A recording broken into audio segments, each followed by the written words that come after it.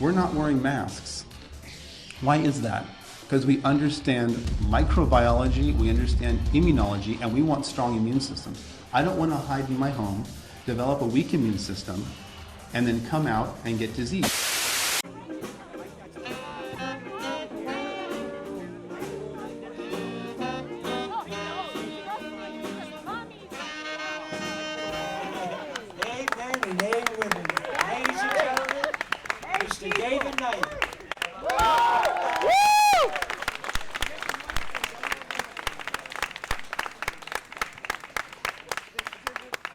Thank you, Gerald, and thank you for doing this for years. You stood up for peace. Turn up the mic! Got the volume? Turn up the volume!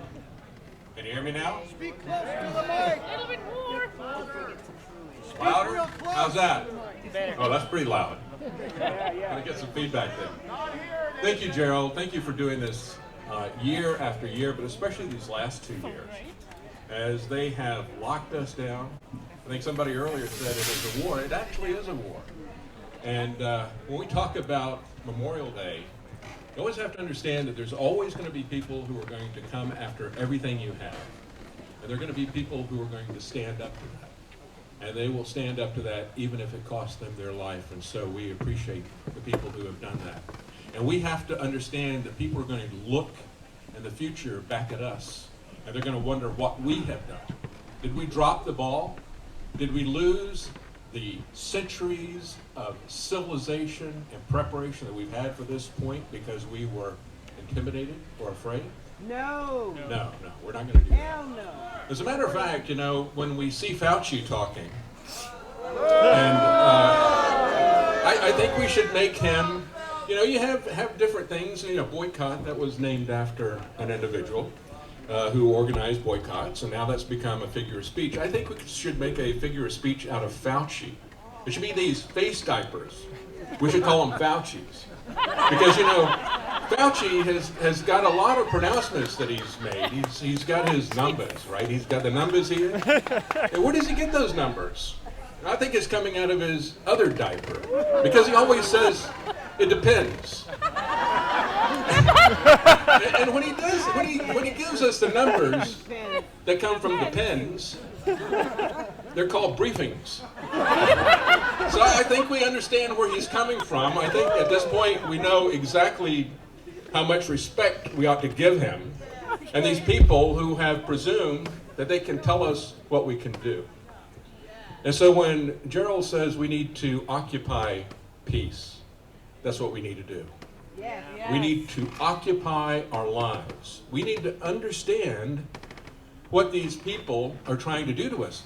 Look at the list of things they say we're not supposed to do. And we need to do exactly the opposite. For the longest time, we have gone along the road where we've lost track of our neighbors, right?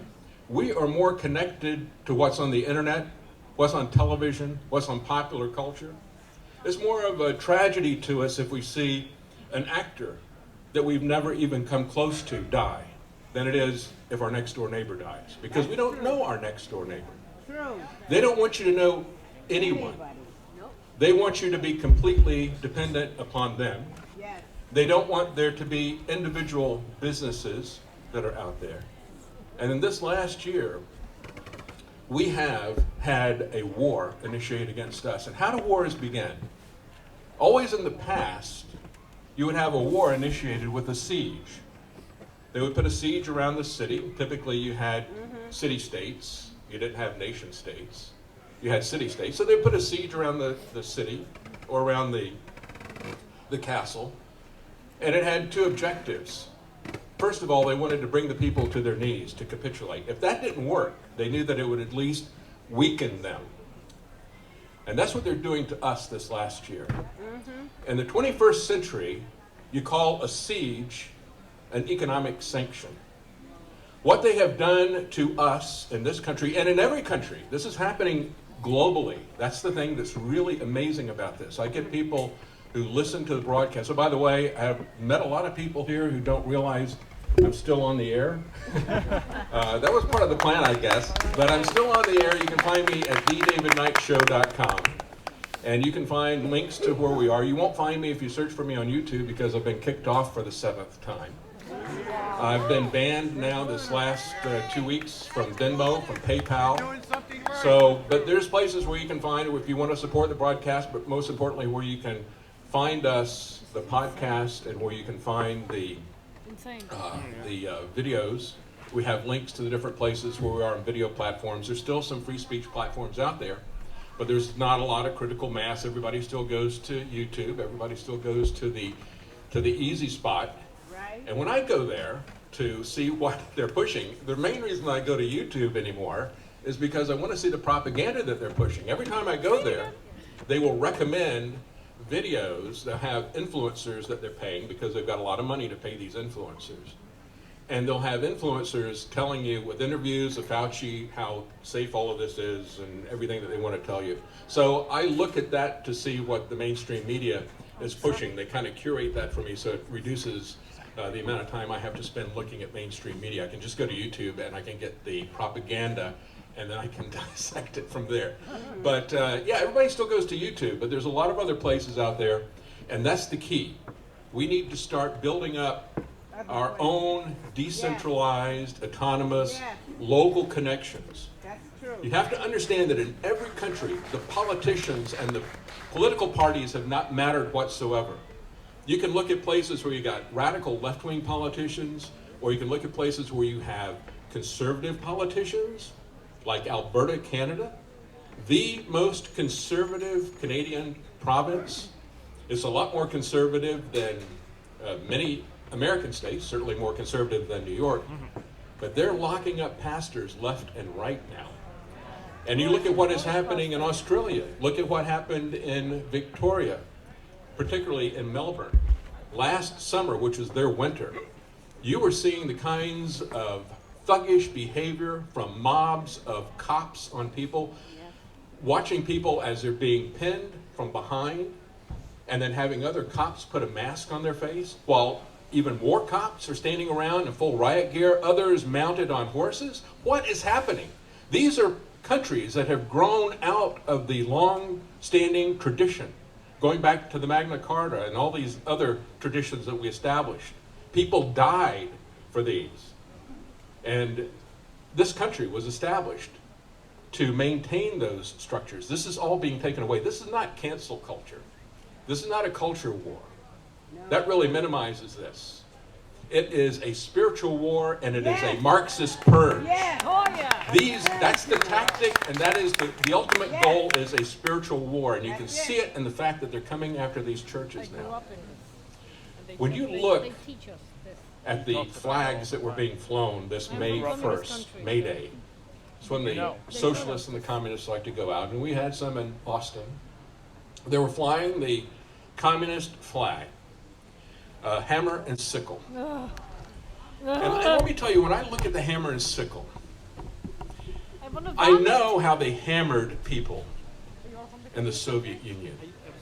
And with the sickle, it's like the sickle of the Grim Reaper. They harvested hundreds of millions of lives, that authoritarian state.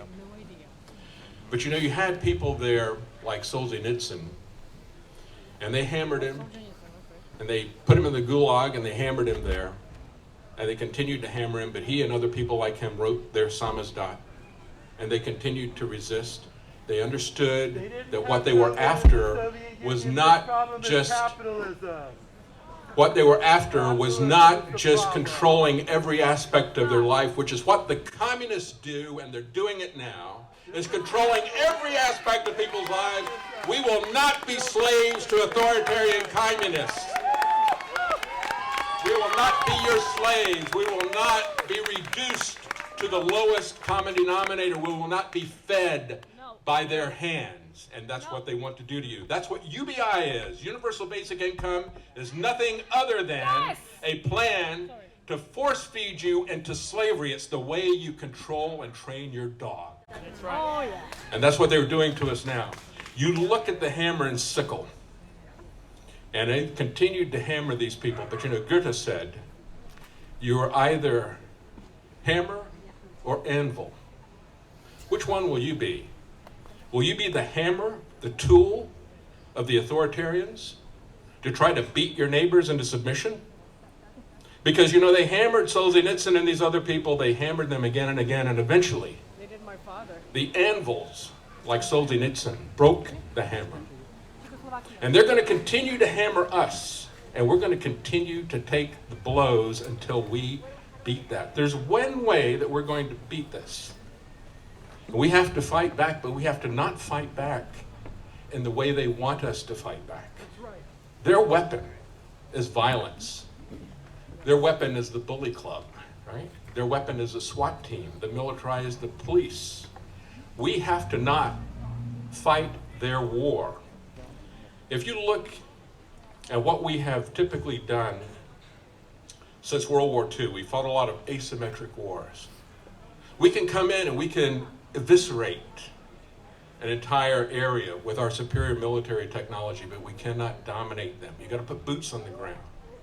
And then what happens is these people that you have completely dominated, and the same thing happened with the Blitzkrieg.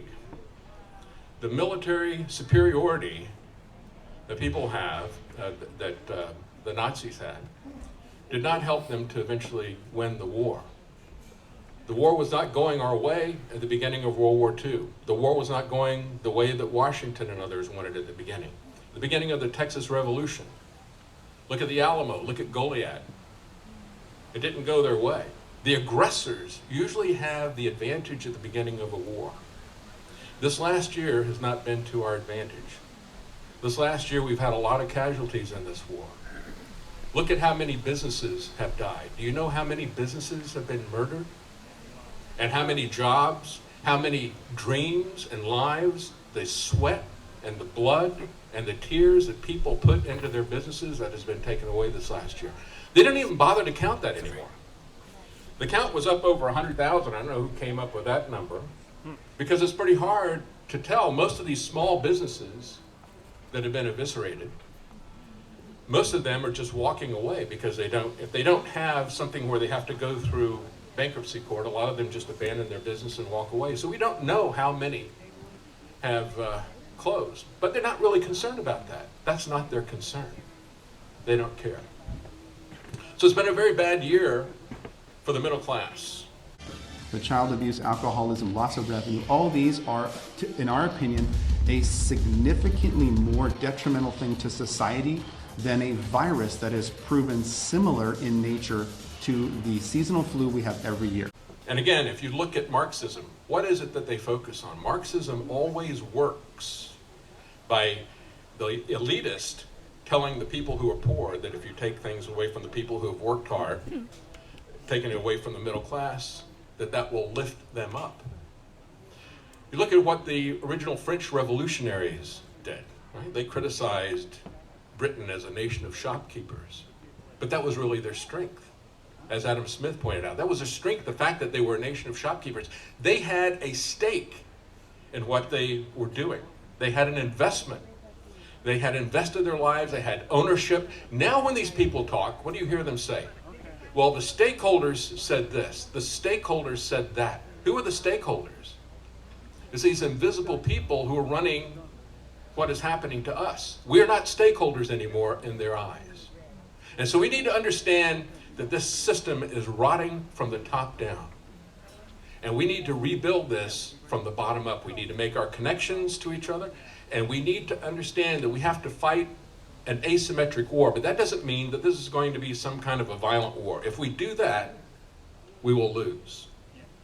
When you look at Washington, and you look at the Revolutionary War, where were the places where they had the most success? It was when they fought unconventionally. Right? When they lined up at Concord and Lexington, they got slaughtered, right? But when the British were retreating, they shot at them from behind the stone walls and the trees. And it was a Pyrrhic victory for the British. And so you don't fight symmetrically. You don't fight the same way they do. How do we do this? We do this with autonomous cells that we call local communities. We do it by getting our businesses together. We do it by making connections with the local farmer And we do it by making connections in terms of bartering. We have to create a parallel society and build this up from the ground up. There are some elected offices, and I've talked to Sheriff David Hathaway multiple times because I think he's a stellar example of how you can have someone at the local level. Sheriffs can make this much worse than the state health officials or the federal health officials do. If you have a good sheriff, however, they can stand in the gap. Because it takes someone who is going to be the boots and the billy club of the person who's giving the orders to make it happen. And if you've got somebody there who not only answers to you in terms of an election, and right now they have not put the election corruption down to the extent that they're really rigging everything down to the lowest level in every jurisdiction, but that's going to come if we don't stop electronic voting. But right now, you still have some say in that. And if you've got somebody like Sheriff Hathaway, who grew up in the area, who has a connection, who is not thousands of miles away, not half a continent away, but somebody who grew up and has roots in that community, you have a better chance with somebody like that who's going to protect your freedom. So if we start to work at the local level, it's very difficult. When I talk about national and international news, I'm trying to give you an idea, an overview. And the people on the left have always understood that they would tell people, think globally, act locally. We need to understand what the global agenda is, but we need to act locally to counter it. And we need to do it in a way that occupies peace. We need to do it in a way that is going to make connections with each other locally so that we see each other as human beings and not as some figures on a Zoom meeting. They're trying to atomize each and every one of us, and we have to fight back against that by making a community. That's the way we fight these people. That's the way we become an autonomous, asymmetric war against them. All these different individual cells, they want to channel each and every one of us into the areas that they completely and totally control. Getting rid of local businesses, cutting off our ability to have upward mobility, cutting off those lower rungs of the ladder, making sure we don't have a job, they will pacify us. You know, when we had Bloomberg running for president, one of the things that got people so angry about him were the comments that he made about the farmers. And yes, it was incredibly arrogant and elitist, as you would expect. But they missed what he was really saying. Yeah, he dished on the farmers. And a lot of people came back and said, farmers, they're very smart, they've got a lot of technology, and all that was true.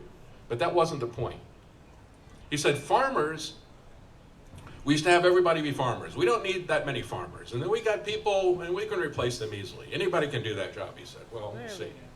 I don't think everybody needs to wear mask and gloves because it reduces your bacterial flora. It doesn't allow you to interact with society, and your bacteria flora and your viruses, your friends that protect you from other diseases, end up going away, and now you're more likely to get opportunistic infections. You will own nothing, you'll go nowhere, you'll eat no meat, and on and on. That's their agenda. But you had, around 2015, when they produced that video at Davos talking about their vision for the future, a utopia for the elitist, but a dystopia for the rest of us, a technocratic dystopia. When they started talking about that around 2015, it no longer was sometime in the 21st century. Then they put a date on it. Because these people, for whatever else they may be, they are very accomplished. And as we all know, as we all tell our children, if you've got a goal but you don't set a date on it, it's nothing other than just a wish list. So the date that they've set on this is 2030. Around 2015, they started talking about the Smart City Agenda, 2030. They started talking about the Great Reset, 2030. The UN changed the name of UN Agenda 21 to the UN 2030 Agenda for Sustainability.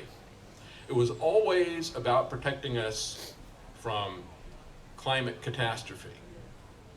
We should remember what H.L. Mencken said in the 1930s. He said, the practical purpose of politics, and I'm paraphrasing him, but he said the practical purpose of politics is to create a constant state of alarm so that people will come running to the politicians to save them from these imaginary hobgoblins. And so we had imaginary hobgoblins that were going to destroy the world. First, as Earth Day began in 1970, it was going to be an ice age. right? Remember that? For about 8 years. Then all of a sudden they flipped the script 180 degrees and it was going to be global warming. They ran with that for quite a while. Then when their projections did not pan out, they changed it to climate change. And then when that didn't work out, they just replaced the DNA of the alarm with a virus. But the details always remain the same. It didn't matter if it's going to be an ice age or if the polar caps are going to melt or if it was a virus. It was always the same solution. That should give us all a clue as to what the purpose of this is. That is their strategy. Their goal is to enslave us. Their tactics are fear. Primarily fear, pushed through propaganda. And so we have to push back. And we have to, as we look back at the Revolutionary War, what did they have prior to that? They had committees of correspondence. They had ways that they could organize collectively. We need to start organizing outside of their control structures. We need to not allow them to continue to funnel us into their control structures. That is the most important. And I'll say, thank you, I'll say one more thing too about totalitarianism. Understand that totalitarianism is not just authoritarianism in every aspect of your life. Totalitarianism demands control over your mind. That's why Orwell said, and had his character, the key goal that they had was to get him to say 2 + 2 = 5, and to truly believe it. That's why Solzhenitsyn said, you must not live by lies. He said they want to make us accept what we know is not true. And he said, even if you're coerced into this, even if you have a situation where you know, if I don't toe the party line, I'm not going to have a job. I won't have a place to live, maybe nothing to eat, because they control everything. And again, that's where these people want to go. George Gilder has called the technocrats in Silicon Valley neo-Marxists. Why are they neo-Marxists? Well, because Marx and Engels believed with the Industrial Revolution that we had no shortage of any material goods, that it was simply a matter of redistributing all this equitably. And that's what these people are telling everyone. Because we have now technology and we have genetics, robotics, artificial intelligence, nanotechnology, with all that stuff, we can create unlimited amounts of material wealth, and it's just in how we're going to distribute it. We'll be the ones who will distribute this, and we'll decide how it's going to be distributed. And you know who's going to get it all, right? The people who are distributing it. We've already seen that with all the socialist countries. But George Gilder calls them neo-Marxists because they have that same idea. It's just now they believe that because of the information revolution that they're going to be able to do this. Always, just as Bloomberg was saying, they had set the goal of 2030. In South Korea, they were saying that by 2030, they're going to have massive unemployment, because they've got self-driving trucks. You're not going to need so many people driving trucks. The transportation industry is going to see 50%, 60% unemployment. They said, even in South Korea, they said 70% of doctors and lawyers. Understand that this revolution, global as it is also across all industries, and it is from the top to the bottom. This is not just about people who have entry-level positions. This is about everybody. We're talking about doctors and lawyers, 70% of them being replaced by artificial intelligence. And so they had always intended to do this, but now this allows them to blame it on the virus. And they don't have to worry about us coming after them with the guillotines, because it's the virus that did it. They're just there to save us with the universal basic income. We have to understand, I think there's going to be a couple of things that are going to save us. Again, it's the local connection that we're going to have. But I think when we look at the desire of the totalitarians to control our minds and our thoughts, that is one of the reasons why they've always come for the church. Taking the churches, taking the buildings, turning them into museums, that was a key part of the Russian Revolution. And when you look at what is happening now, I interviewed, the first pastor arrested in Canada was James Coates. They had been meeting since, I think it was last July. They'd started meeting. They started meeting after the large church in LA, pastored by John MacArthur, started meeting on a regular basis. 7,000 people there, in one of the places where there were the most lockdown restrictions in Los Angeles.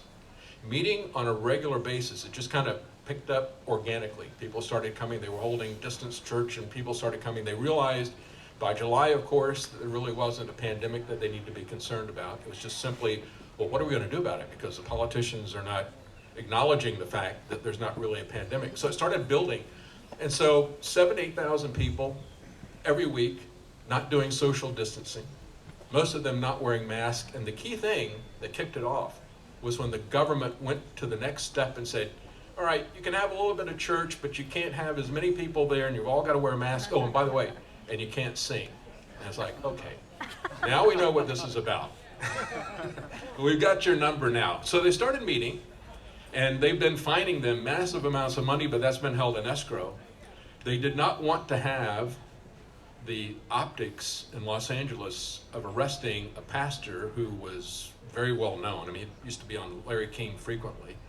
And he's in his early 80s. They did not want to have those kinds of optics, so they left him alone and they allowed that to escrow. Some of the pastors in Canada started doing the same thing, and I've interviewed a lot of people at the very beginning of this pandemic. I said, the way we're going to get out of this is with the churches. And so I started interviewing pastors who were standing up in Illinois and other places. One pastor in particular in a small town, even though the Democrat governor of Illinois, Pritzker, wanted to lock down as hard as anybody else did. He was in a small town, and guess what? The sheriff was a member of the church. And so the sheriff was there when they were holding their meetings, but he says he wasn't there to arrest us, he was there to protect us from any state police that would come. That's the way you fight back on this. And so, yeah, exactly. Local community, sheriffs, people who understand what is going on, people who are watching each other, who treat each other as human beings, not as widgets to be manipulated. So in Canada, you had James Coates, and they were holding service for many, many months, weekly. Nobody got sick, nobody died, and nobody has gotten sick or died in LA. I just saw yesterday on the Drudge Report, the Washington Post has now said, look at this, they had an experiment in Barcelona, Spain, where they had a concert and they had 5,000 people show up, and the medical officials kept tabs on everybody and nobody got sick. Well, I reported on that quite some time ago, but now they're telling everybody, hey, look at this, 5,000 people.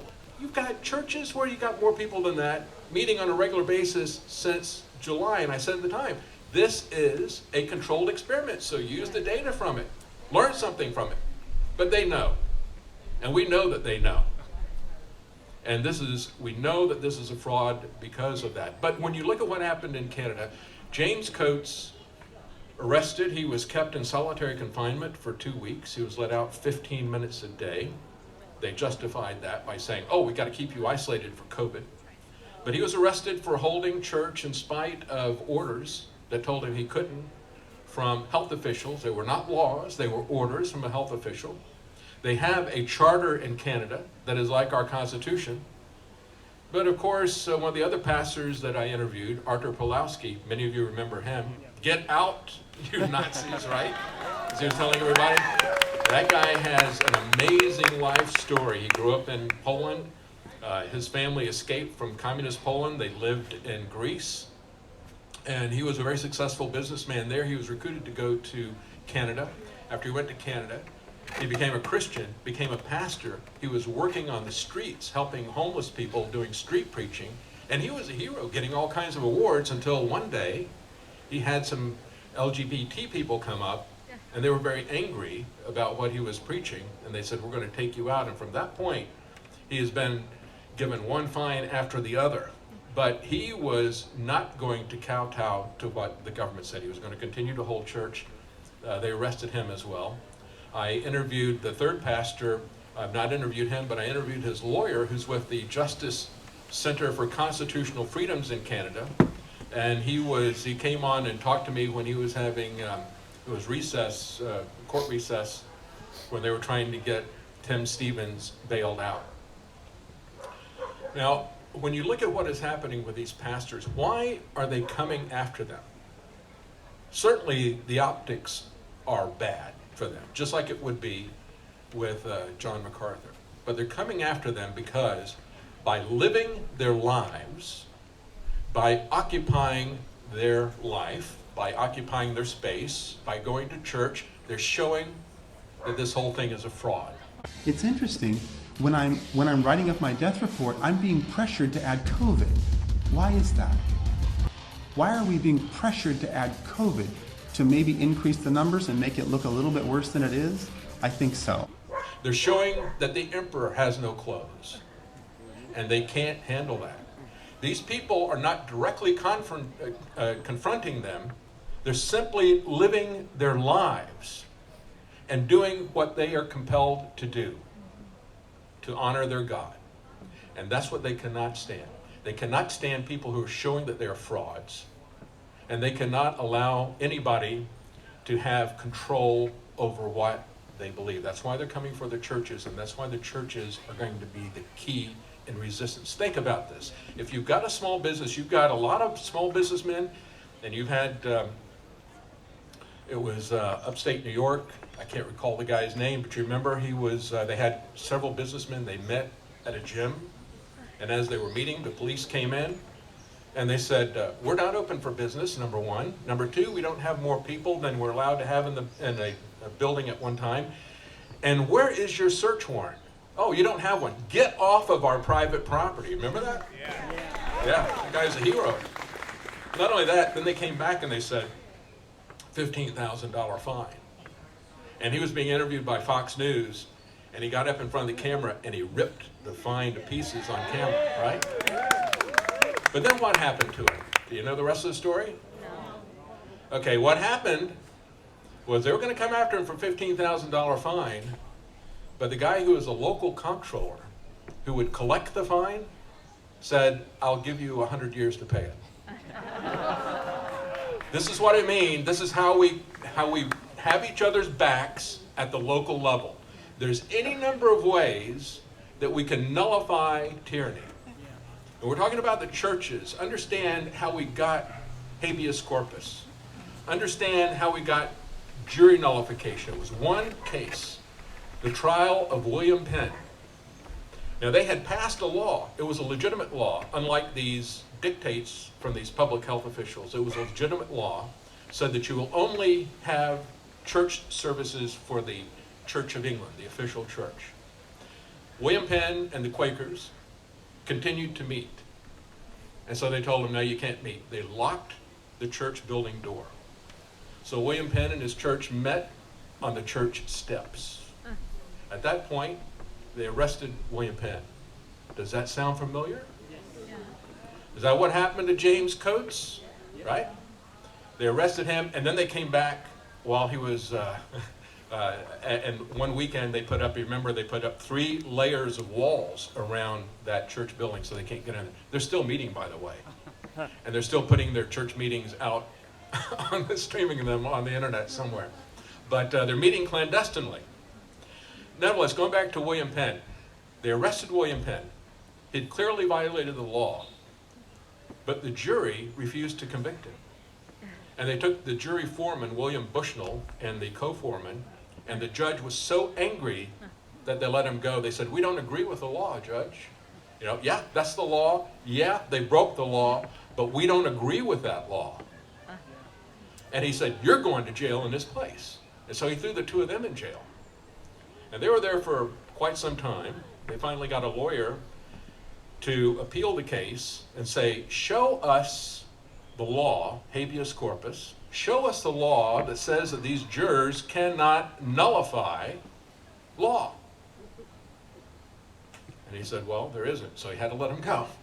That case, right, that case, a William Penn, who later founded Forest, Pennsylvania, William Penn stood up to that, and he did not intend to establish legal precedents that were going to protect our freedoms for generations, for centuries, but he did. He was simply trying to obey God. simply trying to live his life to occupy peace. And that's what is going to change this. When you look at the business owners, yes, you have courageous business owners like that guy who had the gym in upstate New York. But most business owners are going to take a cost-benefit analysis. And they're going to take a look at this. And they're going to say, well, what do I do about this? Most of the people who are going to be doing the enforcing of this are going to do a cost-benefit analysis. And they're going to say, well, I've got a career if I do what they tell me to do, right? And even people who don't want to do what they're demanding you do, they'll look at it and say, well, if I do this, I can travel. If I take the vaccine, I can go to school. If I take the vaccine, I can keep my job. If I do whatever they're demanding today, then I can have fill in the blank. And guess what? What have we seen this last year? When you do what they say, they add more. That's right. It'll never end. They're always going to add more. So when people do a cost-benefit analysis and you look at this, this is how they get people to follow along. But I'm telling you that when it comes to genuine Christians, they're not doing a cost-benefit analysis. That's right. That's where we're going to have the backbone to stand up. These people are going to do things that don't make any sense from a cost-benefit analysis. Why? Because they understand they're not stoic superhumans. Okay? There isn't anything that has essentially turned them into crusaders. Like William Penn, they're not out there trying to establish new precedents or stand on principle. They simply know God, and they want other people to know God. They're not trying to fill out a lot. They're not trying to become self-righteous and say, well, I have to do this, this, and this to be approved by God. They know if they've got a relationship with God that Jesus Christ has taken all of their sins. And he has given them his righteousness, and they don't need to fulfill that. They just want to share that with other people. And those types of people who have integrity, this is going to be, and this is the good point about this. When you look at this last year, and you look at so many of the things that have been taken away from us, and there's an opportunity for us to see what is real and what is phony. We can see the real churches and we can see the phony churches. We can see the real people who are telling you the truth, and we can see the people who are gaming you. We can see the real politicians, and we can the people who are going to stand and have your back at the local level. That's what we have seen this last year. We've had a lot of parents who've gotten a view with these Zoom schools to see what's really being taught to their kids in school. Oh, yeah. And so that has put the fire under a lot of them to understand and to give them an opportunity that they can actually take control of their children's lives. This isn't some kind of magic thing that they have to turn over to an institution. You can't, let me tell you, you can't do a worse job than the schools do in terms of educating your children. So don't be afraid of that. Be afraid of having children who are alienated to you, who despise everything that you stand for, who have been completely turned into what we see on the streets of Portland, right? That's what you should be afraid of. So this is an opportunity for us to have a purging, to have a rebuilding of our society, and we should embrace the positive aspects of this. And we need to, all of us, occupy our lives and occupy peace. And thank you, Gerald, for doing this for so many years.